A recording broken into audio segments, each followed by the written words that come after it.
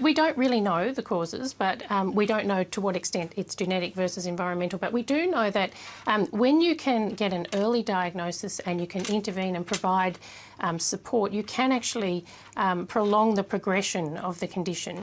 And that has enormous benefits for people because, as we know, if the condition progresses quickly, people will end up in hospital, they end up in residential aged care, yes. and those facilities are simply not appropriate for younger people. So it is important and it's often misdiagnosed or it's undiagnosed for many years.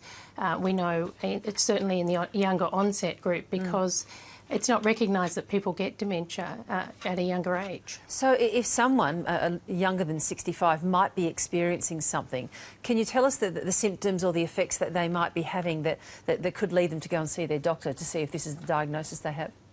Well, it could be a number of behavioural issues. It could be depression. It could be changes in their language, problems with spatial or visual awareness. It could be problems with judgment.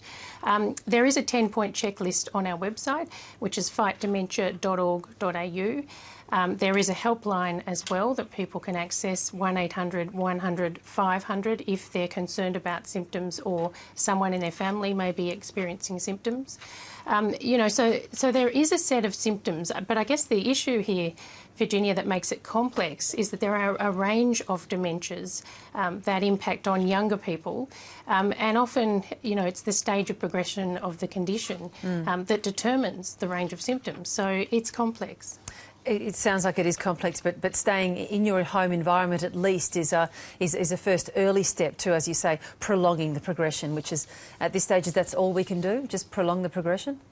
Look, that's important, and it's certainly for many people who are diagnosed at a younger age, they go on to live, you know, good quality of life for many years in some instances. So, you know, it is important that we recognise the symptoms early, and that's why it is critical that we have key workers and people who can work with the person with dementia or their families to give them access to support and services, because I guess the types of services that people also need access to are not typical for somebody with a disability. They're often things like financial advice. Yes. It may be that people are in the workplace and they're struggling to cope and need advice about how to do that. It may be that the children of those people, because often these people do have dependent children, may need some support around the behavioural symptoms that they're experiencing with their parents. So it's certainly something that needs early intervention and support.